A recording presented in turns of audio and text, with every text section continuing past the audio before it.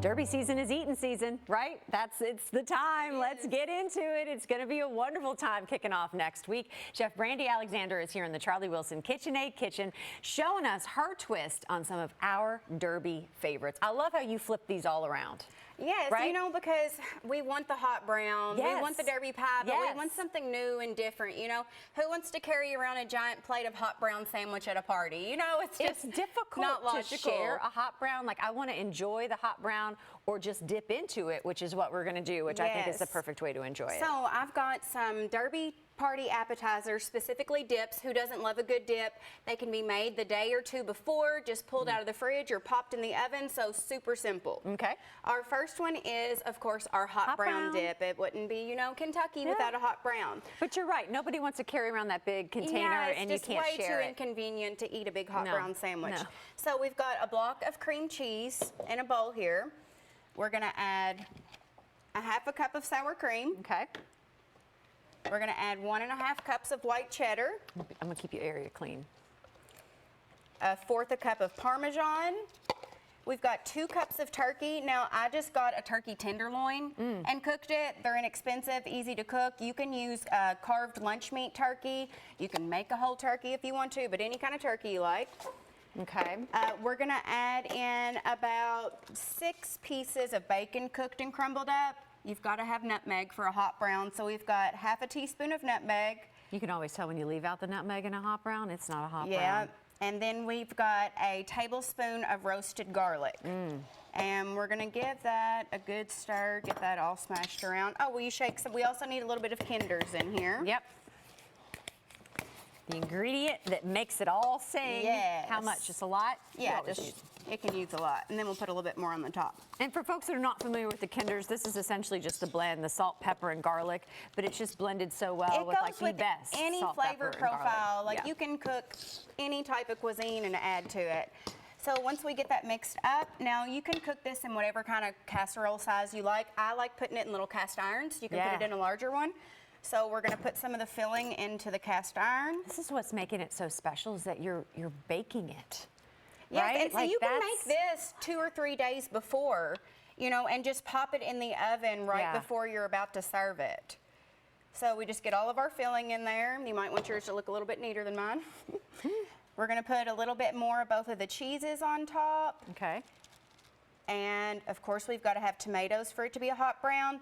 Make sure you de-seed these. If you don't take the seeds out, they'll get way too wet and mushy in the oven. And then another couple pieces of bacon crumbled on top and a shake of Kinder's. You're going to pop that in the oven at 350 for about 20 minutes. And we will bring that out when we are finished with our Benedictine. Okay. People always ask, number one thing I get asked is, what's in a hot brown? Right? And this is the simple version that anybody can make at home. Turkey, bacon, and garlic. Yep, and the nutmeg. Okay, and the Kinder's. Kentucky classic is Benedictine. You know, it's a cucumber spread. So the first thing we're going to do is we're going to take 3 of these cucumbers or 1 large one. Okay. And you're going to want to grate those. And you want to do that ahead of time and cover them in salt because they're going to get really soupy and watery. See how wet that is? And then I did these about an hour ago. Do you drain that or do you not? Yes, we are going to squeeze that juice out. You can do it with cheesecloth. This is like a nut milk bag to make almond milk. Or you can even use paper towels. And you just don't want that dip like all runny and squishy. So I'm going to let you dump this into the cream cheese. Not that, this. You see? So we've got a block of cream cheese here. Yeah, see, if you don't squeeze all that juice out, when it sits in the fridge, it's just going to turn into mess. Right. So we've got a tablespoon of fresh chopped dill. Okay. A tablespoon of chopped green onion. We're going to do, here, if you want to start smashing that. We're going to do a 1/4 cup of mayo. And a 1/4 cup of sour cream. Oh, that smell. It smells like that dill and that cucumber. Yes. And then some of Kentucky in May. This is Flavor God's garlic lover seasoning. You can use any kind of garlic seasoning that you want. And a little bit of Kinder's the blend. And all you have to do is give that a good stir. That can be made days ahead too. You refrigerate this? Yes, you want to refrigerate this until you're about to serve. But again... And both of these 2 videos are already uploaded on my Instagram and TikTok at chef.brandi. I love this. And then you don't have to buy the bread and the nice to share, but I feel like this is a wonderful, beautiful twist. Yes, super simple. Only takes a few minutes. There we go. And we have our delicious. Look how beautiful We've got that our is. Benedictine. We've got our ooey gooey hot brown. I love it. I'm looking for my camera. I'll get a picture afterwards. That's so beautiful. Let me try the hot brown. Oh, this looks beautiful. And it's so easy. It's so simple to throw together. It looks like you spent a lot of time on it. Oh, they're so good. Okay, now, of course, Derby pie, classic Derby dessert. But we're going to turn it into a dip because I don't want to carry a giant slice of pie around.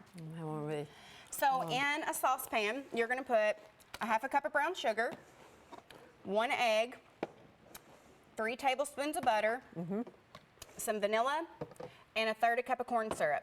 You want to make sure you stir that really good before you put it on the heat. You don't want your egg to scramble. Okay. You're going to bring it to a simmer. You want it to simmer for a whole minute, but you cannot stop stirring this constantly or it'll turn into scrambled eggs. Oh. And this is what you'll get after you cook it. Oh, it's basically a pecan pie filling. It's the same way that you cook pecan pie. So we've got an 8-ounce block of cream cheese here. We're going to add some Cool Whip to it. About a half a tub of Cool Whip. This whole concept of a Derby pie dip is so new to me. Like, I am so curious right now how this is going to turn out because I love a Derby pie. Everybody loves a Derby pie. But your cream cheese is the main thing that's created, obviously, all of our dips. It turns it into a dip. We've got half a cup of powdered sugar and just about a tablespoon of heavy cream and a little bit of vanilla. Or a lot of bit of vanilla, however much you want.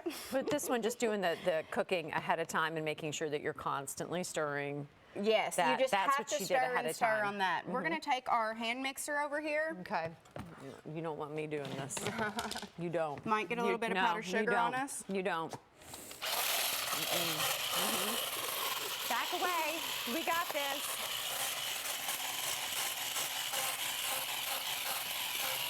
Okay, if you want to go ahead and add in our pecan mixture, yes, our so good. Caramel. Oh, this looks delicious. And we're going to add in a half of a cup of candied pecans. Oh, girl, how do you get this out? That's enough. That's enough. Is that enough? Yeah. Okay. I made a mess, huh? Don't worry, Brandi. Brandi's Claudia videos. knows what she's doing. Brandi's videos this are online. This video will be uploaded as well. Yes. I'm gonna need this because your videos are always, again, people will say, Brandi makes everything look so simple. And I'm like, even your videos on social media make it look really simple. Look at that. You're also gonna add a half a cup of chocolate chips into that as well. On the top, I've just sprinkled some more nuts on here, drizzled a little bit of chocolate. Can you all see that? And you can see it's fluffy, creamy. You see that? Look how it has all the flavors of a Derby pie. But it's in a dip form. Which cookie did you? I'm gonna try the cookie. The brownie brittle. The brownie brittle. You can serve it with fruit, any type of cookies. Brandi, this looks like something that you'd spend a ton of money on at a little artisan place. And super simple ingredients that most of them you probably already have at home. Brown sugar, eggs. Delicious, delicious. And then, of course, top it all off with a drink, Brandi. And it's not Derby without some bourbon, right? Definitely not. And mint juleps are a Derby classic, but they're a little simple, sometimes, a little mundane. Okay. So we are going to make a mint julep lemonade. Okay. So the first thing I've done is you take a cup of sugar and a cup of water and a cup of fresh mint leaves. Just one. Okay. We're going to make a fresh mint simple syrup. So all I did was set that on the stove and let it simmer for 10 minutes and then cool off. And you can see here, your mint leaves are going to wilt, so you want to strain it off. But that's all it takes to make a homemade mint syrup. 1 cup of sugar, 1 cup of water, 1 cup of mint leaves. And the homemade makes all the difference. Yes. So now we're going to we've got 5 cups of lemonade here. And we're going to add half of a cup of our mint syrup.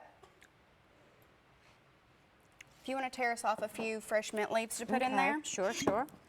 Love this container. And depending on your bourbon taste, we're going to add about half of a cup of bourbon now. Ooh, add a little more. Throw these in? Yes. Okay, add a little more.